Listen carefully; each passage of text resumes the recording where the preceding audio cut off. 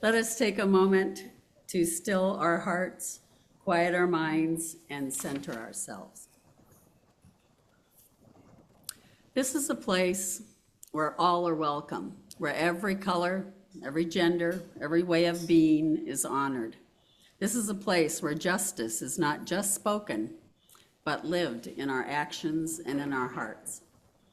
Together, we light a flame of hope, a beacon of inclusion, a promise that we will walk with one another, lifting every voice, sharing every burden, celebrating every soul. Come, let us worship together in the spirit of love and unity. We gather this hour as people of faith, with joys and sorrows, gifts and needs. We light this beacon of hope as our sign of quest for truth and meaning in the celebration of the life we share together. Before we sing the first hymn, let me remind our remote participants to leave yourselves muted.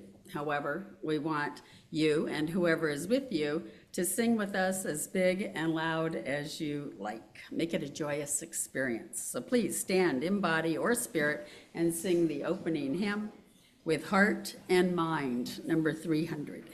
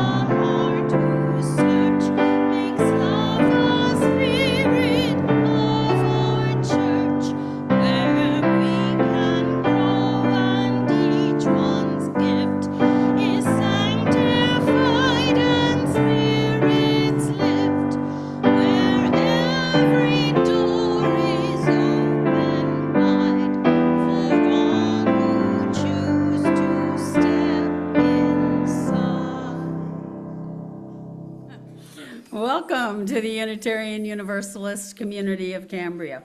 We're glad you've joined us today.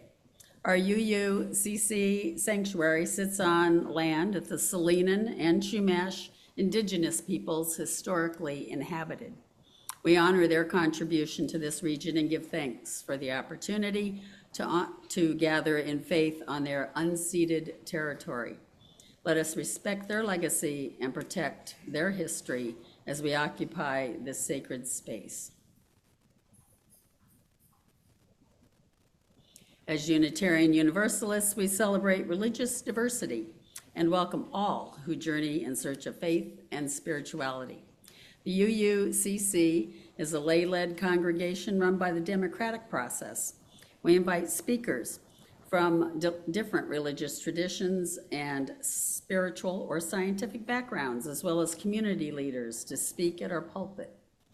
We encourage presentations covering a variety of topics and areas of interest that connect with the UU 7 principles and 6 values, which are justice, equity, transformation, pluralism, independence, interdependence, and generosity. What's the moniker for that? Jet pig. Okay, good. Today's service centers around the 6th principle. We affirm and promote the goal of world community with peace, liberty, and justice for all. My name is Dolores Miera, and I am your worship associate for this morning's service. Hi. Hi, Dolores. Special welcome to today's guests and visitors. We're glad you've joined us this morning. And if you wish, please raise your hand if you would like to introduce yourself or your guest. Hi. I'm caught on the MTV information you just gave us. I got the word kind. Sweet. Okay. Hi, I'm Sabina Mendoza, and we recently bought a house here in Canada, although we live in Vancouver, British Columbia, and we're in the process of slowly coming here. I hope that's going to work out. It'll take a while. Great. Nice, Sabina. Great. Well, welcome.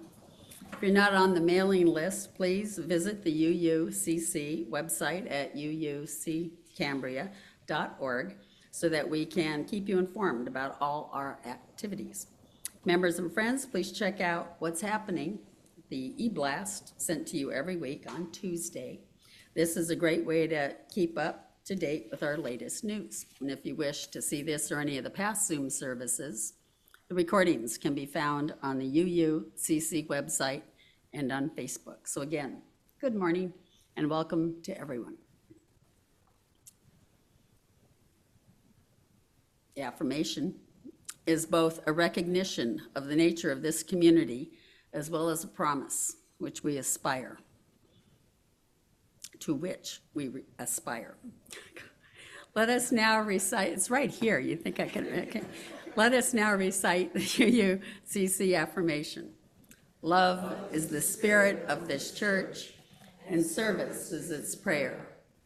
This is our great covenant, to dwell together in peace, to seek the truth and freedom, and to help one another.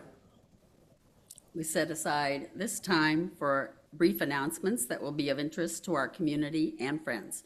Please be succinct when announcing the upcoming events or updates. If you have an announcement, please raise your hand. And when Ben or I call on you, come on up to the podium or unmute yourself and speak. Steve.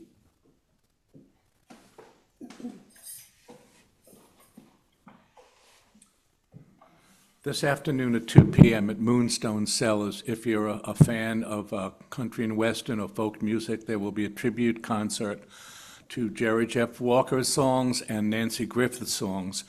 There'll be many performers, including myself. So if you're interested, we'd love to see you. Thanks.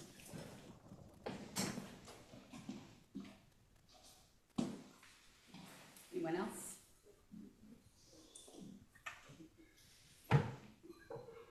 Tomorrow is the board meeting for all of the board members, and everybody's invited to come if you want. It's on Zoom, so send me an email if you want an invitation. Ben, anybody on Zoom? No one on Zoom. Next week, the Reverend Lynn Hopkins will be speaking to us from Alabama, and the title is Sex, Gender, and UU. And now we're going to do a moment of witness, which is widely practiced in many denominations as a means to bear witness or give testimony about the way a specific religious affiliation has impacted one's life. Our hope is that in their moment of witness, a congregant here can briefly share a significant experience that moves them, helping all of us to deepen our relationship with Unitarian Universalism and strengthen our ties to the community. Today, Catherine Lekish will share her testimony with us. Kat. All right, thank you. Can everybody hear me? We can't see you. Oh, I can see myself. Okay, now we can see you. Yeah, All right. thank you. Okay, so I'm being heard right now. Thank you. It was back in December on a Sunday that I was at Mitchell Park in San Luis Obispo. Every Sunday, faithfully, the organization Food Not Bombs serves a hot lunch to anybody, along with offerings of packaged foods, breads, and fresh vegetables. I sometimes bring an overflow of donated clothing there. This story has to do with three of our values: justice, equity, and transformation. Justice and equity. I was at my usual table when I heard a ruckus. I turned to see who was yelling, and I witnessed a young man belittling a disabled man. He was demeaning the disabled man with his words, literally spewing hatred and mimicking him. The disabled man appeared to me to have a level of cerebral palsy. He was agitated by the bullying. I do not know the past or the relationship between the two men, but it doesn't matter. I went over and placed myself between them, and honestly, in my utmost indignation and disgust, don't know what was said. Something like, "It's none of your business, but I'm going to make it my business, a-hole." I said the full word, and I said the full A word twice and loud. I'm sure of that. I was experiencing a level of disdain and loathing towards this man. I assisted the disabled man in getting over to my table with his food and belongings. He was clearly relieved for the moment, and in his very garbled way of talking, I heard the words, "my hero." This is the transformation part. I say I don't want war and hatred. I say I want peace and love. I march for peace and love. But my logical mind tells me I can never have true peace or true love without compassion for the perpetrator, compassion for the bully, whoever that is at any moment in time or in my life every day. True love just cannot be without compassion for the perpetrator or who I think the perpetrator is. This is a dichotomy that I need to bridge if I ever hope to experience real love in the world and in my life. Easier said than done. Thank you for listening to my story. Thank you, Kat. Thank you so much. Whew. Joys and concerns is a time of sharing personal celebrations, sorrows, reflections, or gratitude. This is a time for community building. Please exercise brevity. Thank you. Okay. The collective flames of these candles embody all the joys and concerns which may have gone unspoken today, but are also deeply felt in this community. The first reading is a poem written as a donation to raise money for the pedestal's construction for the Statue of Liberty. Emma Lazarus's contribution was solicited by fundraiser William Maxwell Evarts. Initially, she refused, but writer Constant Karrie Harrison convinced her that the statue would be of great significance to immigrants sailing into the harbor. Lazarus was involved in aiding Jewish refugees to New York and who had fled anti-Semitic pogroms in Eastern Europe. And she saw a way to express her empathy for these refugees in terms of the statue. Give me your tired, your poor, your huddled masses yearning to be free. The wretched refuse of your teeming shore. Send these, the homeless, tempest-tossed to me. I lift my lamp beside the golden door. Let us join in a time of meditation, of prayer, and of silence. Let us seek the quiet and the calm, laying aside our struggles. And in the silence, may there be a reverence in our hearts, a thankfulness within our spirit, and a deepened understanding of the meaning of our lives. Let us enter the stillness.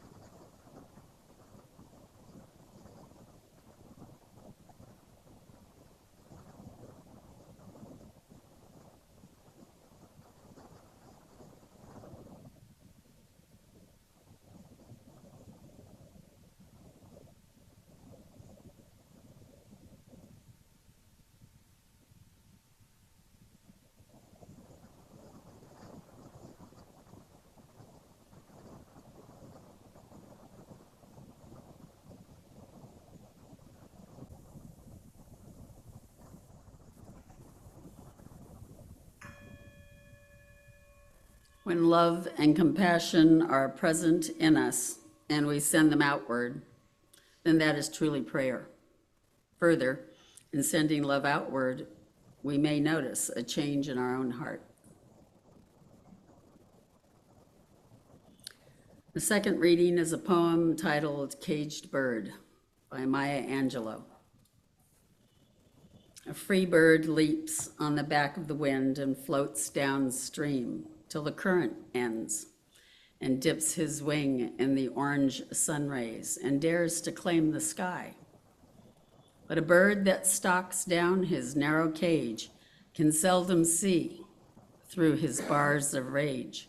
His wings are clipped and his feet are tied, so he opens his throat to sing. The caged bird sings with a fearful trill of things unknown but longed for still, and his tune is heard on the distant hill, for a caged bird sings of freedom. A free bird thinks of another breeze, and the trade winds soft through the sighing trees, and the fat worms waiting on a dawn-bright lawn, and he names the sky his own. But a caged bird stands on the graves of dreams, his shadow shouts on a nightmare's scream. His wings are clipped and his feet are tied, so he opens his throat to sing. The caged bird sings with a fearful trill of things unknown but longed for still, and his tune is heard on the distant hill. But the caged bird sings of freedom. By Maya Angelou. Please stand in body or spirit and sing. Lift every voice and sing. Number 149.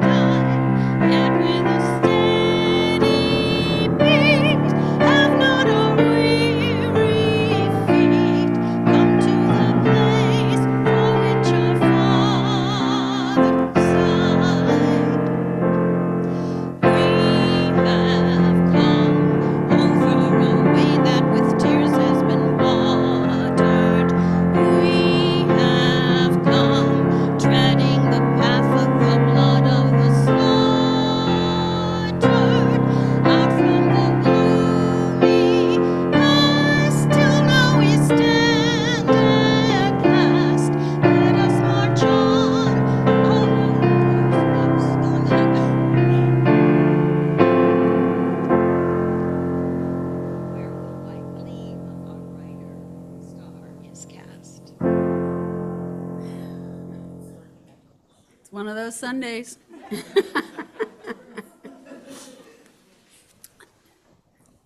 Today's talk is titled Navigating the Waters of Bias and Privilege, to be delivered by Karrie deMarco. Karrie deMarco is an accomplished science educator with over 20 years of experience, a cisgender white woman. She is married and a transracial adoptive mother to 2 Black boys, which has deeply informed her approach to education and social justice. Karrie is passionate about creating inclusive learning environments and has taken on a leadership role by facilitating professional development for educators in her district, pursuing their diversity, equity, and inclusion, DEI, credentials. Her work is rooted in the belief that all students and their families deserve equitable opportunities to thrive, regardless of their background. In recognition of her exceptional contributions to teaching and community engagement, Karrie was named Teacher of the Year in 2021 by the Las Virgenes School District. On a personal note, Karrie deMarco is Diane's daughter-in-law, so by extension, she's also my daughter-in-law. So remember, it's all about the people we love and the people that love us. Karrie.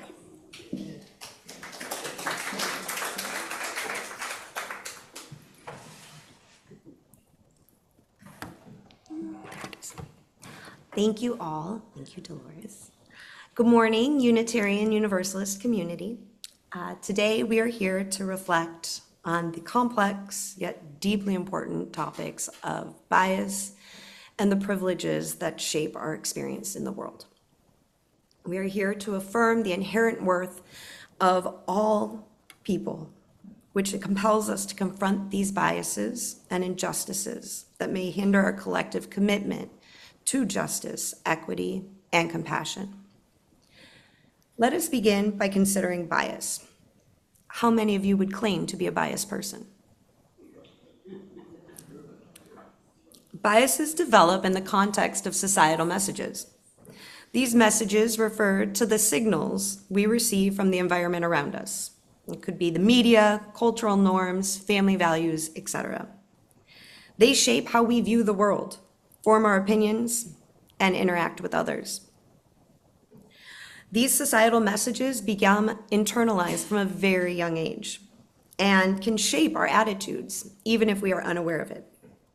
Over time, these messages contribute to the formation of biases, which are deeply ingrained beliefs or attitudes toward particular people or groups of people or ideas or situations.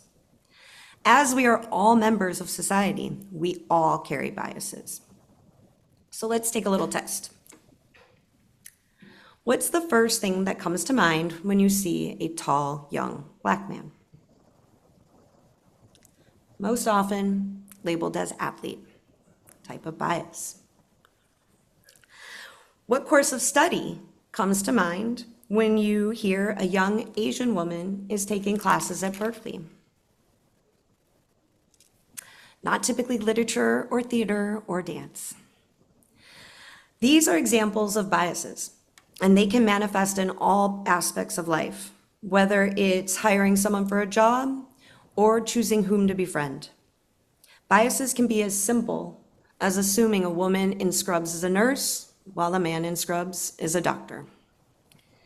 Explicit biases refer to the attitudes and beliefs we have on a conscious level. We are very aware of these attitudes. We recognize them as our beliefs. On a small scale, this could be me saying how handsome my sons are, but no bias at all. However, overt racism and transphobic comments are examples of harmful explicit bias. Implicit bias, on the other hand, is often even more insidious. These attitudes or stereotypes shape our behavior and interactions with others without our awareness. And as I mentioned before, as we are all members of society, we all carry these biases, especially the implicit ones. We can ignore them and pretend that they are not there, but they are existing in all of our interactions. They are shaped again by the lifetime we've experienced of societal influences, cultural norms, and personal experiences. Research again shows no one is immune from these hidden biases. Last weekend, my 5-year-old son came to me and asked me to paint his nails while I was painting mine. My first instinct was to pause.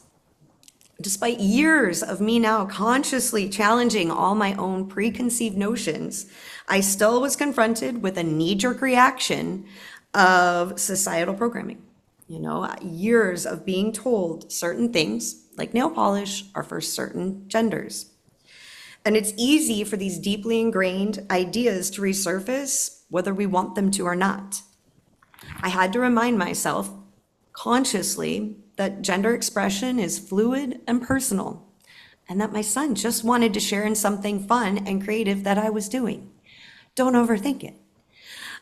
So of course, I painted his nails, but it's easy to get caught up in that moment of not moving, oh, I don't want him to be made fun of because of other people's biases. So this experience made me reflect on how we all carry unconscious biases, and that breaking free from them is a continuous journey. Even though we may still have automatic reactions, it is important to confront them and provide space, and in this case, space for my son to freely express himself without judgment, and encourage him to embrace his individuality.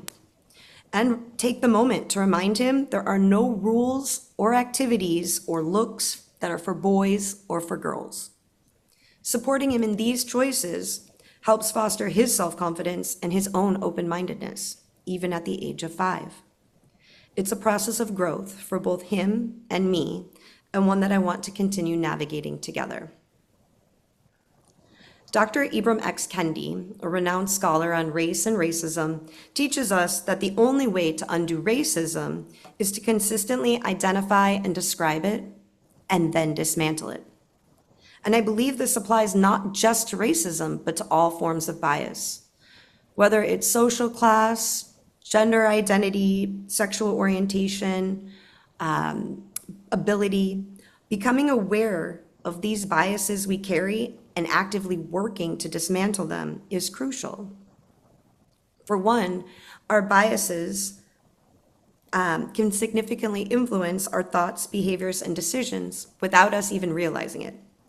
And another is when they are left unchecked, these biases can perpetuate discrimination, inequality, and missed opportunities for personal growth and social progress.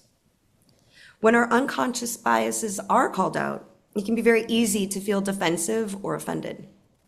After all, acknowledging that we hold biases challenges our own self-image and makes us confront aspects of ourselves that we might not be proud of. However, responding defensively or with anger can prevent us from engaging in the critical self-reflection needed for growth, both as individuals and as a collective society. Jay Smooth, Jay Smooth, a radio host and public speaker, likened this work of bias acknowledgement as having tonsils versus a dental hygiene paradigm.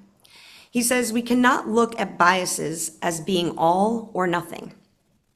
Racism, prejudice, and biases are not like having tonsils or not. You cannot just have your prejudice removed and never have to consider it again. Doesn't matter how much work you do. In our day-to-day lives, unconscious bias will build up like little pockets of prejudice every day, just like plaque develops on our teeth. So we need to move away from a tonsils paradigm of bias discourse and shift to the dental hygiene paradigm. In general, we need to move away from the idea that being a good person is a fixed, immutable characteristic, and shift towards seeing being a good person as a practice. And it is a practice that we carry out every day by engaging with our biases and imperfections. We need to shift toward thinking being a good person the same way we think of being a clean person. Being a clean person is something I hope we are all working on maintaining every day. We don't assume I'm a clean person, therefore I don't need to brush my teeth. When someone suggests there's something stuck in our teeth, we don't get defensive and say, what do you mean I have something stuck in my teeth? I'm a clean person. That can't be me. Just like being called out for saying something or doing something offensive does not mean you are a bad person. I know this is no small task, But if we do make this shift, we will go a long way toward making these conversations smoother and working on bigger and better issues. In short, societal messages play a crucial role in shaping the biases we hold. Society influences how we categorize and evaluate the world and perpetuate our biases in subtle and overt ways. And this is why our biases are not personal or isolated, but a product of the collective influence of our society in which we live. Just as if I had told my son he can't wear nail polish, he would internalize that and continue to push this bias onto others. Next, we turn toward the concept of privilege, which can be just as subtle and invisible as bias. Privilege refers to the unearned benefits granted to us. Many privileges are based on characteristics of our identity, such as race, gender, socioeconomic status, ability, or sexual orientation. However, these privileges are not experienced in a one-dimensional way. This is where intersectionality comes into play. Show of hands on Zoom and in the room, who has heard of intersectionality prior to today? A few people? No one on Zoom raising their hand? I'm not seeing it pop up. Intersectionality is a concept introduced by scholar Kimberly Crenshaw that helps us understand how the different aspects of our identity intersect and overlap. At the time, Crenshaw was working with Black women who were experiencing discrimination at General Motors. And the courts at the time told the women that they had to choose one way they were being discriminated against, either as women or as being Black. Intersectionality now refers to the way in which the various parts of our identity connect and intersect to form a unique experience for us all. You are not actually expected to be able to read all of these, but these are just a pocket, a small portion of different privileges that have identities, and then on the bottom, the oppression that can be experienced if you have a different identity. And as you can see from this, there's so many, and these are just the privilege, the identities related to privilege, but there are other forms of privilege. Having a two-parent household, being loved as a child is a privilege that not everyone has, but is shown to promote success in individuals later in life. And again, along with the oppression, intersectionality relates to privilege. It is the idea that different people have certain advantages and or disadvantages based on their identity markers and the way these identities are connected with each other. Having privilege is not about demanding anything. It's just about the circumstances of your life that you benefit from and did not have to ask for. Having privilege does not mean you haven't experienced oppression in other ways, which takes us back to intersectionality. As an example, let's meet David. David is a 46-year-old male, a white cisgender male, meaning his gender aligns with his sex assigned at birth. He is also a married, gay, Catholic Californian. These things have shaped David's view of the world. David may meet someone who doesn't know him, and at first, and maybe the only thing they see, is that David is a white male. Thus, David must live in white male privilege. And he uses this to attain greater things in life. They may be particularly irked by this, judge him, or even be angry with him based on their assumptions, all with not knowing anything else about David. However, this is not where David lives in his identity. David lives in his gay identity, which has shaped him more than any of his other identities, and where he has experienced a great deal of harm. As a gay man, he has experienced discrimination around issues of housing, bullying, and violence. As a gay man in California, he wasn't able to legally marry his partner until 2013. David worries about being fired for being gay, being denied services at some establishments, and so on. This would be an example of intersectionality. It is important to note that having privilege does not mean a person's life is without struggle or hardship. Rather, it means that certain societal challenges are less likely to be experienced by those who hold the privilege because of their identity. For instance, someone who is white may not face the same level of scrutiny or fear when interacting with law enforcement as someone who is Black. However, the impacts of privilege can be nuanced. A white person from a low-income background may experience economic and educational disadvantages while still benefiting from racial privilege.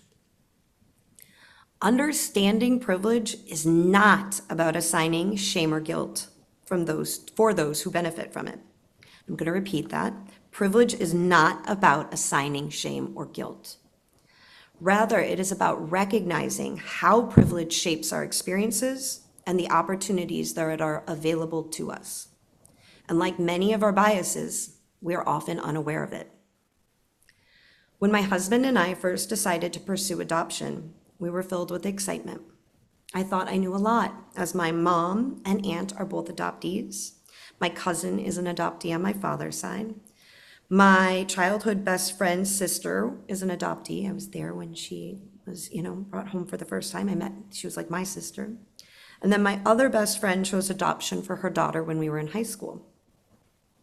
However, even with all this background, we still had to go through a home study and prove we were fit parents by jumping through many hoops, which really emphasized the economic privilege we had. Once we were matched and our first son was born, I began to take a much deeper dive into transracial adoption. I joined groups both in person and online, and more importantly, began following social media accounts of adult transracial adoptees. I also maintained an open relationship with our son's birth mother. Through this process, it became clear just how privileged my husband and I are. And honestly, at first, I felt an overwhelming amount of shame or guilt about being a white adoptive parent. I immediately loved my child with everything I had. But the more I learned, the more I realized that the system of transracial adoption carries a deep and historical and emotional weight. Intersectionality reminds us that privilege and marginalization often coexist in complex ways, depending on their identities. Two seemingly conflicting concepts can both be true simultaneously, very similar to the dichotomy Kat talked about in her talk. Some parts of our identity may hold privilege, while other aspects may not. This dichotomy is often referred to as the power of and.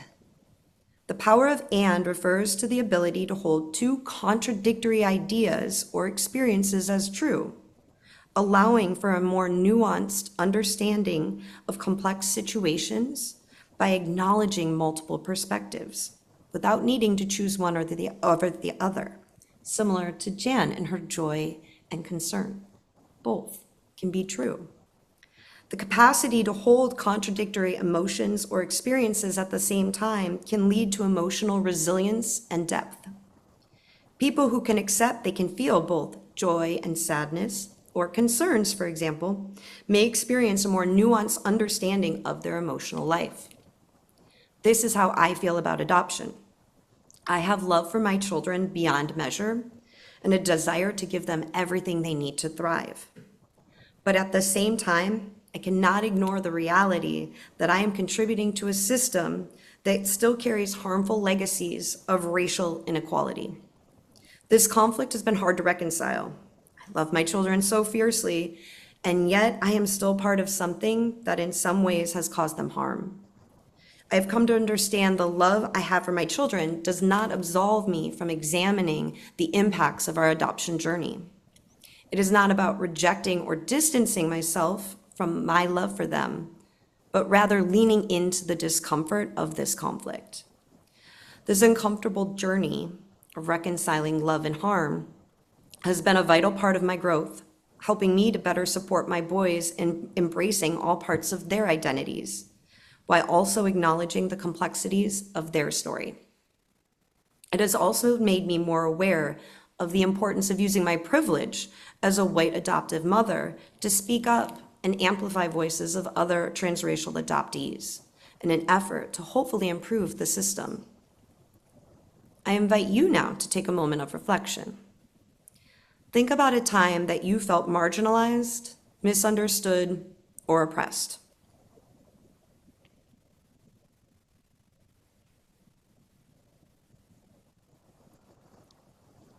Now, consider a moment when your privilege may have granted you an advantage or shielded you from certain experiences.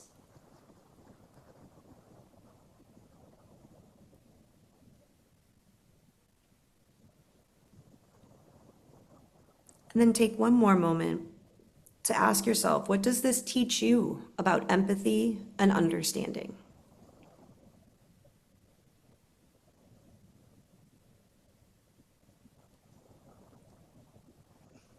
We are called to acknowledge the privileges we hold, not as something to feel ashamed of, but as something that carries responsibility. When we recognize that certain advantages are not equally shared, we are called to use our privilege to advocate for those who do not share the same benefits. This is where the work of allyship comes into play. Becoming aware of how privilege operates in our lives, understanding how intersecting identities shape our experiences, and then working to level the playing field for those who do not benefit. Now let us consider how privilege and bias interact. Implicit biases often reinforce our biases and our privilege. For example, a hiring manager might unconsciously overlook qualified candidates from an underrepresented group, even if the job clearly calls for diversity. This bias has been shown because they have created identical resumes and just changed the names. People who had more Eurocentric sounding names receive an increased callback from people compared to people with diverse or ethnic names. This is where intersection of bias and privilege becomes deeply harmful, when our unconscious biases contribute to structures that oppress others. As Diane mentioned earlier, Dolores, I forgot to change that. I was expecting Diane to be here, but she's not. Hi, Diane. Sorry, you're here in spirit. As Dolores mentioned earlier, I've been very active in my school's district as a facilitator for DEI credentials. DEI, or diversity, equity, and inclusion, is ultimately about fostering a sense of belonging for all. It involves making sure people from all groups are involved in making the world a just and equitable place where we all feel included, regardless of identity. Having a diverse group, but still only centering on one or two voices, is not enough. People of various identities need to be heard and involved in decision-making processes of policies that affect all populations. This is why DEI work is so crucial. By understanding the dynamics of bias and privilege, we can challenge and dismantle these systems of oppression, creating more equitable environments for everyone, everywhere. The good news is that once we realize our biases and privileges, we can begin to deliberately take action to address them. One of the big keys to this is empathy. Being able to listen to the experiences of others, particularly those from oppressed groups, and learning from them. Community organizers often emphasize the power of storytelling, sharing personal stories to help bridge divides and foster understanding. When we listen with open hearts and often closed mouths, we begin to see the world not just from our own perspective, but from the perspective of others. Through intentional DEI work, we can create more inclusive spaces where all voices are valued and heard. So what does it look like to take action in the face of these realities? First, we must engage in self-reflection. We need to ask ourselves hard questions. What biases do we hold? How might our privileges shape how we see the world? Are we aware of the ways in which our decisions might unconsciously favor certain groups over others? Tools like implicit bias tests or journaling can help us uncover hidden biases and give us insight into the ways our privilege shape our own perceptions. Second, we must engage in conversations, not just with ourselves, but with each other, and not just with people who think like us. We need to create spaces within our communities where we can talk openly and honestly about bias, privilege, and their impacts. This requires vulnerability, being willing to share our experiences and struggles, as well as listening to the stories of others. It means being willing to learn from one another, even when the conversations are difficult or uncomfortable. Finally, we must be advocates for change. And while sometimes it seems as if the injustices in our world are insurmountable, we must continue the work, whether it's supporting policies that promote equity, participating in local activism, or educating ourselves and others. These actions can create ripples of change that extend far beyond our immediate circles. The work of justice and equity is not just about personal transformation. It's about a collective action. By advocating for systemic changes, we can begin to dismantle the structures that perpetuate bias and privilege. As we conclude, let us commit ourselves to the work of self-awareness, empathy, and action. Let us be mindful of the biases we carry and the privileges we hold. Let us strive to create a world where everyone's dignity is respected and where justice and equity are not just ideals, but a lived reality for all. Thank you.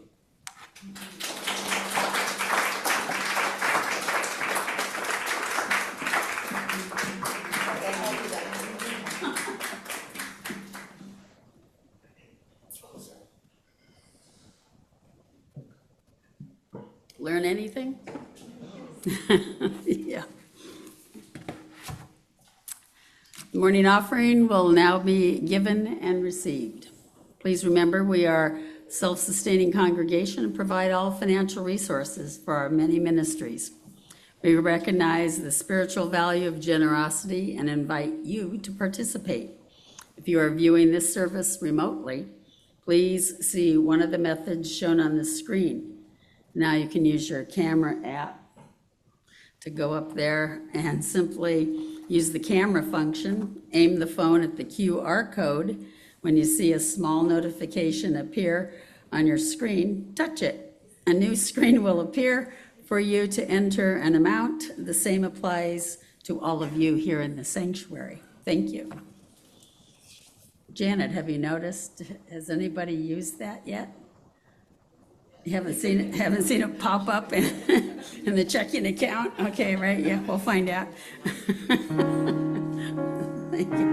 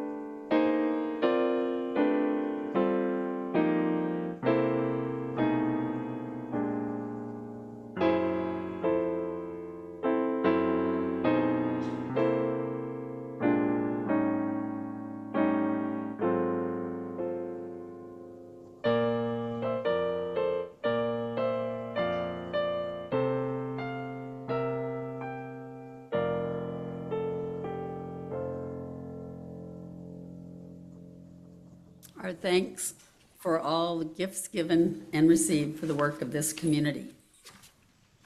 Please stand in body or spirit and sing the closing hymn, We Would Be One, number 318.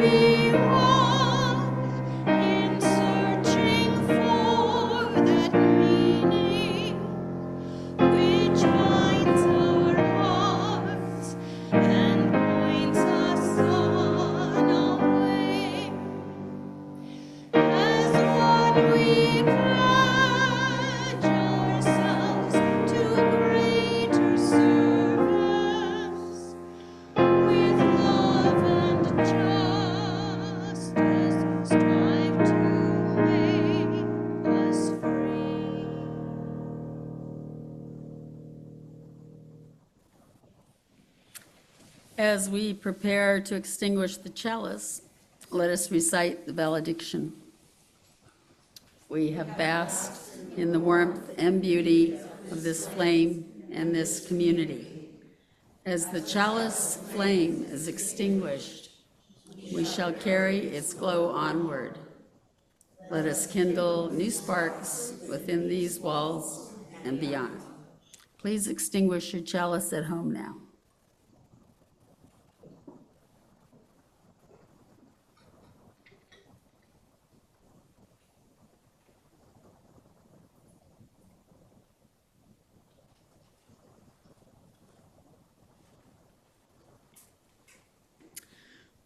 So now let's form a circle and join hands. And Karrie will give us the closing words.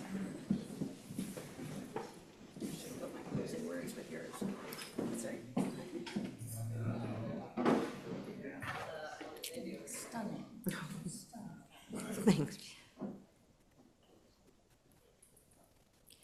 In the spirit of Unitarian Universalism, may we cultivate a culture of understanding, acceptance, and action.